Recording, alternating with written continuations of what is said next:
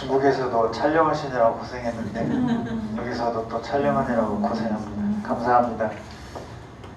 이제 길고 긴 시간에 오늘 마지막 15주 오늘 이제 고려시대하고 그다음에 조선시대에서 대한민국까지 다 이어지고 마지막 강의는 세종만 따로 떼서 우리 모두 배운 주제가 세종의 천문과 역사이잖아요. 그래서 마지막 1시간은 1시간은 30분씩 쪼개서 고려시대, 조선시대, 대한제국 이렇게 하고 마지막 1시간은 이제 세종만 관해서 특강을 하도록 하겠습니다. 네.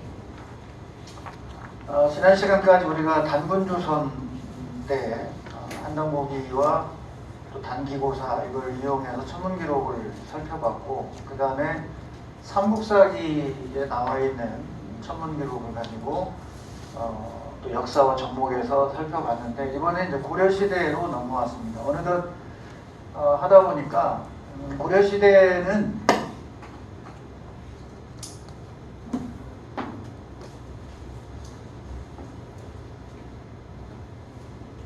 여기 있는 게 고려사예요. 지금 이거는 세가 그러니까 사마천의 사기에 의하면 뭐 하본기, 뭐 은본기 하듯이 그런 본기에 이제 우리는 세가가 해당이 되고 그리고 제가 소개하려고 하는 천문은 따로 지가 있어요. 지. 이게 이제 지 부분에 천문이 들어있어요. 우리가 흔히 이거를 고려사의 천문지라고 얘기를 합니다. 사마천도 사기를 쓸 때 천관서라고 해서 따로 천문을 떼서 썼어요. 그러니까 이 조선의 신하들 김종서와 정인지가 이제 출발을 하게 되는데 그 고려사를 편찬할 때 틀을 바로 이 중국의 본기 체제를 이제 따라가게 한 거예요.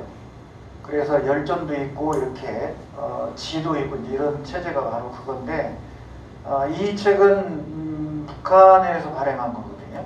북한에서 발행하는데 전집을 어떻게 제가 구할 수가 있게 됐는데 이거는 책을 안 구해도 우리 한국사 데이터베이스에 들어가면 다 있습니다. 그러니까 누구든 다 볼 수 있어요. 조선왕조실록부터 해서 삼국사기 할 거 없이 또 중국 사서 중에 우리나라와 관련된 것만 또 실어 놓은 게 다 공개가 돼 있으니까 관심 가지면 언제든 공부를 할 수 있는 그런 장점이 있습니다. 그래서 이 고려시대에는 크게 이 세 가지를 가지고 제가 설명을 드릴 거예요. 하나는 객성, 그 다음에 노인성 관측기록, 그리고 천문은 아니지만 지질과 암석학과 관련된 것으로서 송나라의 사신 서궁이 남긴 고려도경. 이 고려도경입니다. 이 고려도경이고 그 다음에 이제 이거와 관련되지 않지만 끝에 부분에 여러분에게 종이 3장 나눠준 것이 바로 이 산해경이에요. 산해경 속에 들어있는 거를 제가 그렇게 옮겨 적은 겁니다. 이제 예전에 저한테 강의를 들으신 분은 한번 맛보기는 했을 거예요. 오늘 구체적으로 제가 그 종이를 복사해서 나눠준 건 이 산해경을 쫓아서 가면 그게 과연 발석산인가 라고 하는 거를 이제 의문을 갖게 하지 않은 의도고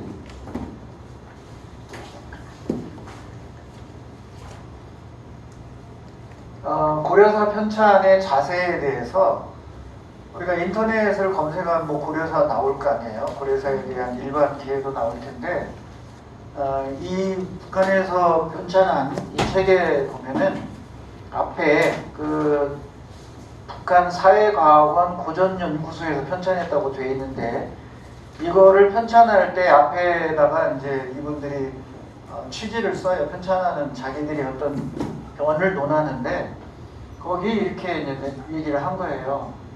김종서나 정인지 등의 대의명분의 기발을 전면에 내세운 인물인데 여기 이조 건국, 이게 북한에서 표현하는 거예요. 존주 사상이 부합되도록 고려사에 편찬했다. 그러니까 4대 사상에 맞게 편찬했다라는 얘기예요. 그러면서 우리가 지난번 만나본 김부식의 삼국사기를 얘기하면서 삼국사기를 쓴 김부식은 고려 전주의 국사 편찬, 전주가 거의 삼국사기를 말한 거죠. 삼국시대 본기를 떳떳이 썼는데 그게 무슨 말이에요? 삼국사기는 고구려 본기, 백제 본기, 신라 본기처럼 천자, 황제들의 역사서를 본기라고 해요. 그렇게 썼다 그런 얘기입니다. 그런데 왜 고려사 편찬자들은 세가라고 했는가? 그러니까 북한에 어떤 의식이 들어있는 거죠. 그러면서 사마천의 사기를 따르면서 본기를 피했고, 세가라고 한 것은 대의명분의 중요함을 표시하기 위함이라고 고려사를 썼던 정인지가 앞부분에 쓴 글이에요. 그러니까 정인지 자체가 우리가 세종 때 알려진 사람이잖아요. 그런데 고려사를 올리는 전문에서 사마천의 사기를 따랐지만 본기를 피하고 세가라고 한 것은 뭘 때문에 그런다? 대의명분이다, 사대사상이다 그런 얘기예요. 그러니까 스스로 쓰면서 조선왕조의 신하들이 자국의 전조, 앞에 왕조를 쓰면서 이 대의명분에 입각해서 낮춘 거죠. 그거를 비판하는 거예요, 북한의 이거 편찬자들이.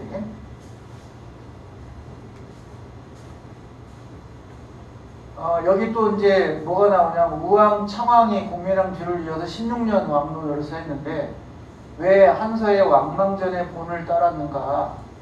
그러니까 이 중국에도 이제 서한, 동한이 있잖아요. 전한, 후한이 있을 때 그 사이에 왕망이 잠깐 나라 한 20몇 년 한 신이라는 나라가 있잖아요. 그러니까 그거를 중국에서 인정 안 하려고 하는 분위기인 거예요. 그러니까 여기도 우왕 창왕의 엄연히 존재함에도 불구하고 왜 이런 방식으로 무시를 하느냐 그런 얘기예요.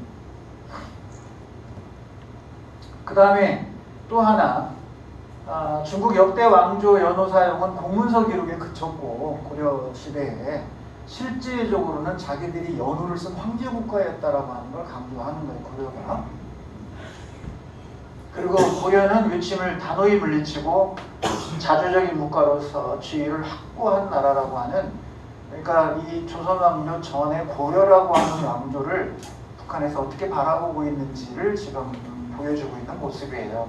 이게 사실 이 책을 구하지 못했으면 이런 걸 접할 수가 없었을 텐데 공부하는 저에게는 오히려 더 잘 됐다고 보는 거죠. 그래서 이 고려사는 세가가 46권, 여기 위에, 맨 위에 보면 세가가 46권, 지가 39권, 표 2권, 열전 50권 이렇게 쭉 해서 나와 있습니다. 나중에 이제 김종선은 삭제를 해요. 정리해가지고. 그래서 이 지의 제1에서 지 제3까지가 천문이에요. 그 천문에 여기 맨 마지막에 보면 공자가 노나라에 의거해서 춘추를 제작할 때 일식과 이상한 현상은 전부 그대로 두고 삭제하지 않은 것은 천문현상을 존중했기 때문이다, 이렇게 표현을 해놓죠.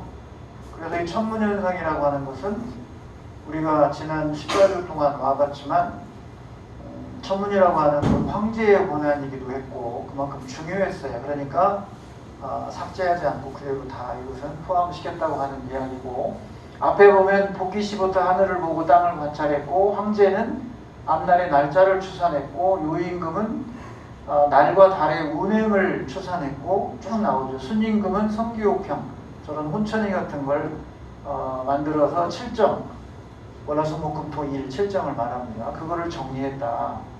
그리고 주역은 길흉을 나타내는 것이고, 그래서 공자조차도 이와 같이 이 춘추를 만들 때, 공자도 춘추를 쓰잖아요. 그걸 만들 때 천문현상은 삭제하지 않고 뒀다, 그런 얘기입니다. 고려사 권 제50에서 제58권까지 해서 지 제4, 지 제12 요게 지금 세가 말고 따라 붙는 거예요. 이렇게 고려사라고 하는 게 방대합니다. 이 집에 있는 것도 한 10몇 권 돼요. 고려왕조 475년, 475년이면 이 숫자가 의미하는 거에 뭐 생각나세요? 장수왕이 남쪽으로 백제를 쳐가지고 백제의 이 한성백제, 지금의 이제 한강 유역으로 보고 있잖아요. 꼭 그곳이다 100% 확정할 수는 없지만 어쨌든 그곳을 현재 보고 있는 게 주니까 그래서 백제가 거기를 빼앗기고 웅진으로 천도하는 때가 바로 475년. 그래서 이 고려의 이 왕조의 존속기간이 475년이니까 어마어마한 거예요. 조선왕조는 물론 1910년에 경술국치를 당하고 요즘 저도 새롭게 기존에 확고하게 제 자신에서 정립을 못 내리고 있었는데 무슨 장관 후보자 청문회였죠? 노동부인가요? 네, 그 장관 청문회를 통해서 우리가 명확히 개념 정립을 안 하면 저렇게 가겠구나 그런 생각이 자꾸 드는 거예요. 일본 입장이라고 하는 거죠, 그것이. 일본은 한국의 이 지배를 합법적으로 했다고 하는 거고, 우리는 1965년 한일 기본조약 설립할 당시에 기본적으로 원천적으로 무효라고 출발하는 거고, 그러면 무효라고 하는 것은 나라를 빼앗긴 것이 없는 거죠. 그러니까 나라가 있는 거다 그런 얘기. 그게 우리 입장이고, 일본은 지금은 우리가 조약을 맺지만 그때까지는 합법이라고 주장하는 거고. 그러니까 지금 얘기하는 노라이트 계열에서 얘기하는 건 전부 일본 입장인 거예요. 그러면 그게 아니려면 나라가 없었던 게 아니라 있었다라고 하는 거고, 1910년 경술국치로 나라의 주권이 빼앗긴 게 아니라 불법이니까 그 출발이 불법이란 말이에요. 그 조약 자체가. 그러니까 우리는 뺏긴 적이 없는 거예요. 나라는 유지되고 있었지만 무력에 의해서 이 본토에서 그런 행세를 할 수가 없으니까 명목상으로 보면 1919년 3.1 독립만세 이후에 대한민국 임시정부가 수립되기 전까지는 대한제국이 있는 거죠. 그리고 그 뒤로 이제 순종황제가 돌아가시고 그 다음에 이제 1919년 4월 11일 날 상해에서 임시정부가 수립됐을 때 그 법통을 그렇게 이어가는 거고, 그러니까 망한 적이 없는 거예요. 우리 입장에서는 그런 개념을 확실히 갖고 계셔야 됩니다. 그래야 일본이 얘기하는 그런 나라가 없었으니까, 그게 뉴라이트 계열이고, 친일하고 부일했던 사람들은 나라가 없는데 무슨 매국이냐, 무슨 친일이고, 그게 그들의 주장인 거죠. 그래서 어쨌든 고려왕조가 475년 유지된 거고, 조선왕조가 1910년을 형식적으로 잡는다고 하면 519년.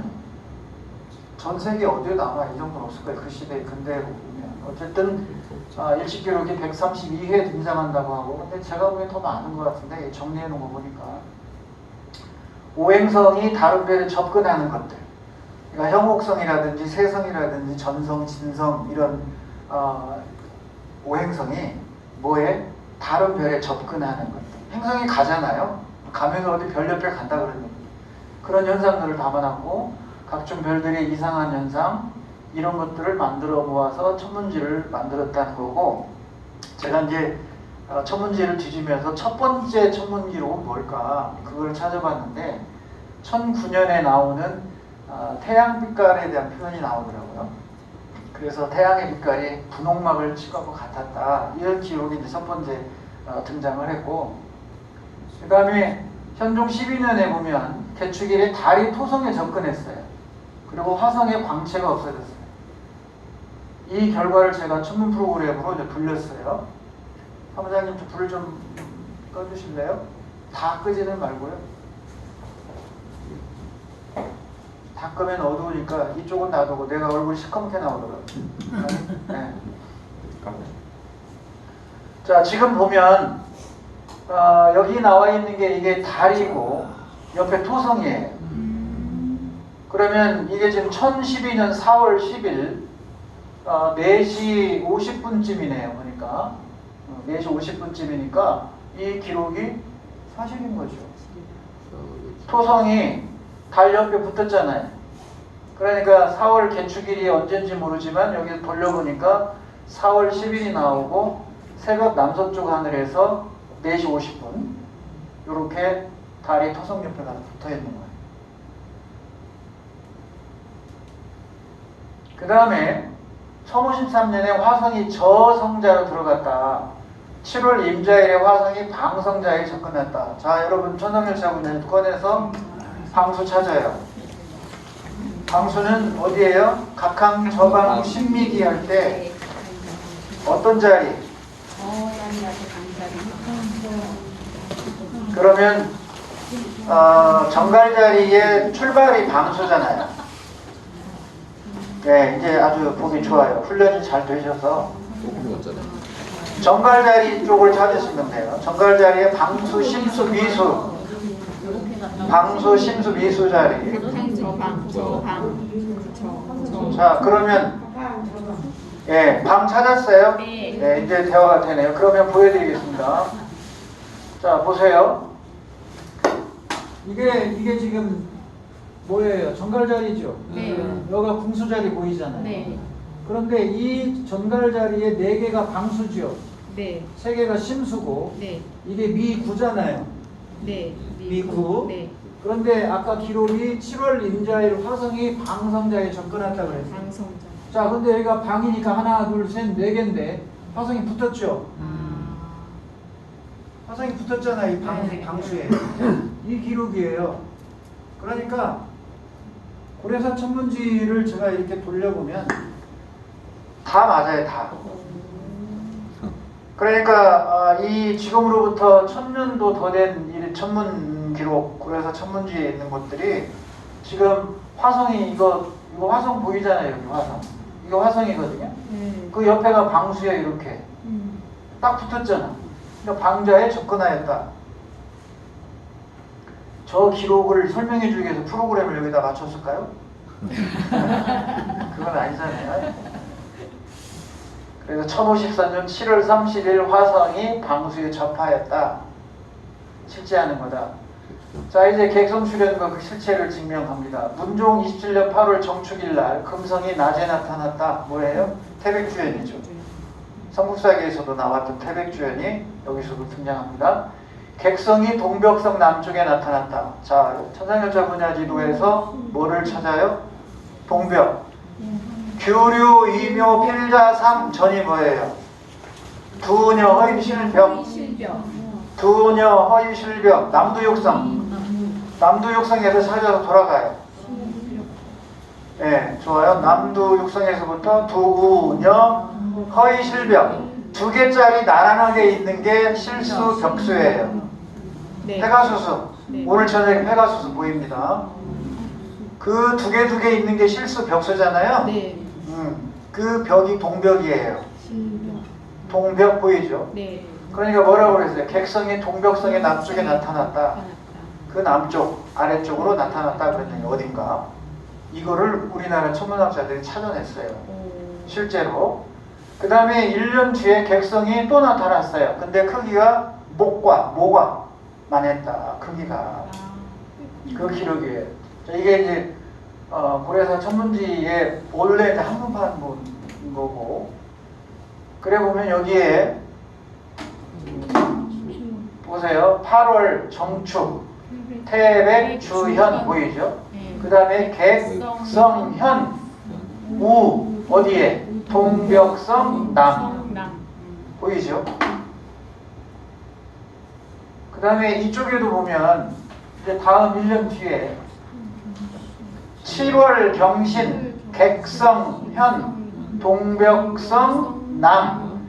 한자로 대여 그러면 이게 크기란 뜻이에요. 크기, 대가. 크기가 여 같았다. 뭐? 나무 목화, 모과에 같았다. 크기가 모과만 했다. 이런 얘기가 됩니다.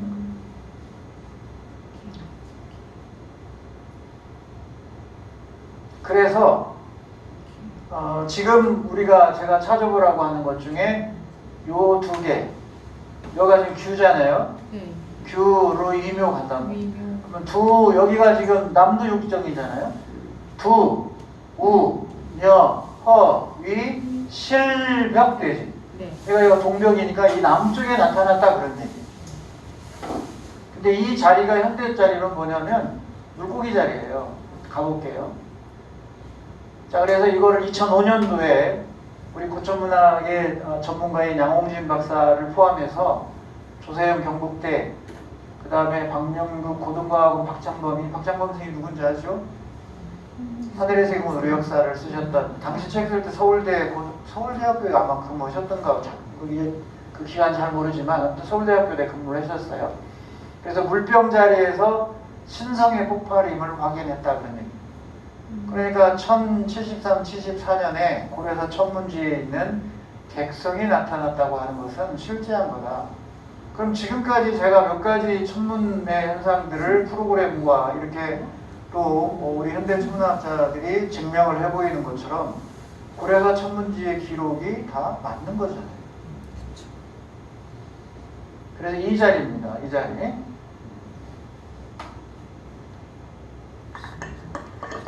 이게 지금 폐간수수 자리예요. 여기가 동벽남, 그 말. 동벽의 남. 이게 지금 물병 자리거든요. 밑에가. 거기서 나타났다, 찾았다. 자, 그 다음에 1095년 달이 묘성을 가렸어요. 그래서 그걸 한번 찾아봤습니다.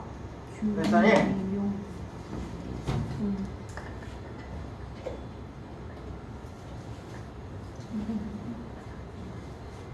여기가 지금 뭐냐면 황소 자리에 V자로 있는 V자. 그러면 이게 뭐예요? 필수예요. 여기 지금 오리온 자리 보이죠? 이 오리온 자리에 위에 머리가 자수고 요 자체가 삼수예요. 우리 28수에. 이게 30, 자, 3인데 필자삼 그러죠. 그러면 규류, 이묘, 필자, 삼 그래. 그럼 여기가 이 좀생이별이 이게 지금 깨알처럼 있는 거 조금만 거 보이잖아요. 이게 묘수야. 플레이아데스 성단. 달이 옆에 있잖아요. 그러니까 달이 묘성을 가리었다.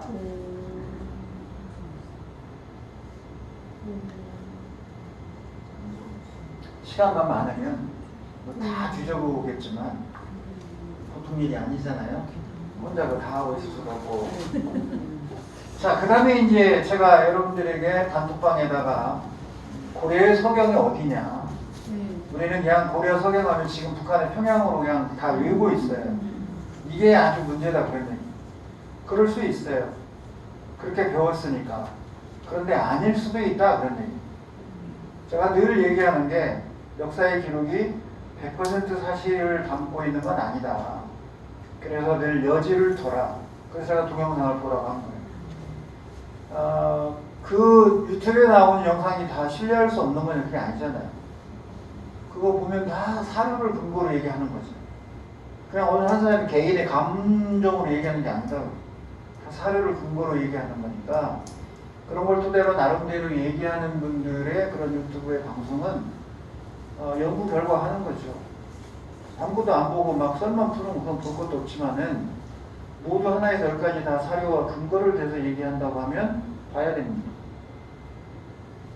자, 그래서 이제 이 서경유수의 노인성 관측 기록이 나온단 말이에요. 1123년 2월 이민일에 서경유수가 저 노인성 제가 표시한 거 알겠죠? 노인성 북한식 표기라는 거 알겠죠? 그 원문 그대로 제가 옮겨놓은 겁니다. 노인성 관측 기록이 있어요. 천문지를 제가 이거 그래서 금캔 거예요. 저한테서는. 저에게 눈에 띈 거니까 어디 있는 걸 제가 인용하는 게 제가 찾아낸 거니까. 노인성의 어느 별인지는 여러분 지금 천상열차분이 맨 아래 가장 밝은 놈이죠. 그 밖에 원이 지평선이나 수평선이라고 보시면 돼요. 그 정도밖에 안 올라오는 별이에요. 그 별이다. 기록이 사실이냐, 실제로 본 걸 기록한 거냐 아니냐로부터 출발을 해야겠죠. 가필할 수도 있는 거니까. 몰라요, 그건 우리가 확실히. 그 다음에 노인성의 관측 한계의 유도가 어디냐. 그러면 노인성이 최대로 올라오는 게 제주도 서귀포 앞바다에서 4도까지 올라옵니다. 수면에서. 4도. 제주에서 봤을 때. 그러면 그 녀석은 2도로 1도씩 올라감에 따라서 보는 위치는 1도씩 내려가면 돼요. 그러니까 여수쯤 오면 1도가 내려가는 거죠. 한 3도 정도 된다고. 1도가 직선거리로 111km예요. 1도가 직선거리로 111km. 그러면 제주도 서귀포에서 여수까지 만약에 직선거리로 111km가 된다면 정확히 여수에서는 남북 노인성이 3도 고도에 있어야 돼요. 제주에서는 4도로 보인다면. 그러면 우리 남원은 제주가 33도 30분 정도 되면 여기가 35도 30분쯤 돼요. 이 자리가. 그럼 2도 낮아져요. 뭐가? 노인성. 그러면 여기서는 수면에 2도 위에 떠 있는 거예요. 여기서 불가능하죠. 우리 평지에서는. 단 이제 지리산을 올라간다거나 그러면 모르겠어요. 그거를 제가 안 해봤기 때문에 측정을 안 해봐서 확언을 할 수는 없어요. 그러나 일상적으로 볼 때 여기서 불가능합니다. 그러면 대전 정도 가게 되면 얼마예요? 서울이 37도 5분 정도 되고 50분. 그러면 여기서 2도 벌써 갔으니까 서울 수도는 안 보이는 거예요. 불가능해요. 그런데 고려의 수도 개경을 지금의 개성이라고 본다고 하면 역사서에는 개성이 아니에요. 개경이지. 그게 개성이라고 한다면 개성에서 노인성 볼 수 없는 거예요. 하물며 그보다 북쪽에 있죠. 서경이. 그렇잖아요. 평양이 북쪽에 있다고. 그것도 이상하죠. 북쪽에 있는 서경이라고 하고 그리고 내려오면 경주를 동경이라고 하고 방해가 안 맞아요. 일단 어쨌든 그 얘기는 떠나서 지금의 평양이 당시 황성으로 알려진 고려의 서경이라면 노인성 관측은 불가능하다 그 얘기예요. 이해되죠 교수님? 네. 어쨌든 제 논리는 그렇다 그런 얘기예요. 그래서 세차운동을 고려해서 지금의 북극에 있는 현재의 노인성을 제주도에서 봤을 때 사도위인데 그러면 이때 당시에 1123년에 하늘의 북극이 어디냐를 제가 찾아봤어요. 달라질 수 있으니까 세차운동으로. 그거 고려해도 1도 폭이 안 돼요. 기록이 의미하는 바는 뭐냐 그런 얘기입니다. 저는 그래서 서경은 평양이 아닐 가능성이 크다. 그리고 개경도 이때 당시에 고려의 개경은 이곳이 아닐 가능성이 크다. 또 다른 의문과 추린 여러분들이 해보시기 바랍니다. 자, 그러면 이제 실제로 제가 1123년 2월 21일 날 오후 7시 45분을 기준으로 2월달이잖아요. 그래서 2월에 가장 노인성이에요. 여기가 가장 고도가 높은 날을 뒤졌어요. 프로그램에서 뒤졌더니 다 써요. 이렇게 지평선에 지금 단 거예요. 1123년 내가 어디를 기준으로 찾은 거냐면 진주를 기준으로 남해안을 기준한 거예요. 제주가 아니고 여수, 남해안, 진주 이렇게 보면 여수가 더 남쪽이에요. 진주보다는. 그러면 거기서 거의 다 했다는 얘기죠. 그런데 대전, 서울, 지금의 개성, 서울, 평양, 지금의 북한 평양에서 이거 볼 수 있다는 건 불가능하다 그런 얘기입니다. 자, 그래서 얘를 다시 제주를 기준으로 해봤어요. 근데 조금 올라갔어요. 아까보다 조금 올라갔죠. 여러분들이 제주도를 가서 이 겨울에 오리온 자리를 보면 잽싸게 남쪽을 수평선을 보세요. 겨울 여행에서 제주를 갔다. 근데 서귀포 쪽이라도 꼭 남쪽만 얘기하는 게 아니고 성산, 수마포, 성산 아래에서 제가 찍었으니까 성산에서도 보여요. 성산에서 남쪽 석지코지 있잖아요. 그쪽으로 찾았거든요, 제가. 그러면 오리온 자리가 나오면 시리우스가 보여요. 가장 밝은 녀석, 마이너스 1.5등성. 시리우스 보이면 노인성이 있는 거예요. 그런데 이게 수면 위에요. 그러니까 연모가 끼거나 뭐해서 안 보이는 경우가 대부분. 일단 앞으로 제주도를 가시면 겨울에만 보는 게 아니에요. 별자리는 회전하는 거기 때문에 겨울이 아니래도 가을, 여름에도 얘 볼 수 있습니다. 새벽에 얘가 또 올라오니까. 한 계절만 정확히 못 보는 거고 나머지 3계절은 다 볼 수 있는 거니까 꼭 겨울에만 볼 수 있는 건 아니에요. 초저녁에 안 보여도 새벽에 올라오니까 회전하면. 저기 지금 원년 2월 이런 식으로. 자, 그렇다면 이 토대로 하면 서경 유수가 노인성을 관측했다고 지금 고려 정부에 보고한 거잖아요. 그러니까 왕실 옆에 천문관들이 이거를 사서에 기록을 했단 말이에요.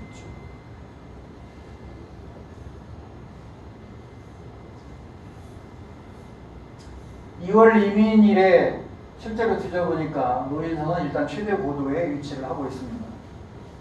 자체로는 가장 높게 올라올 때다 그런 얘기입니다.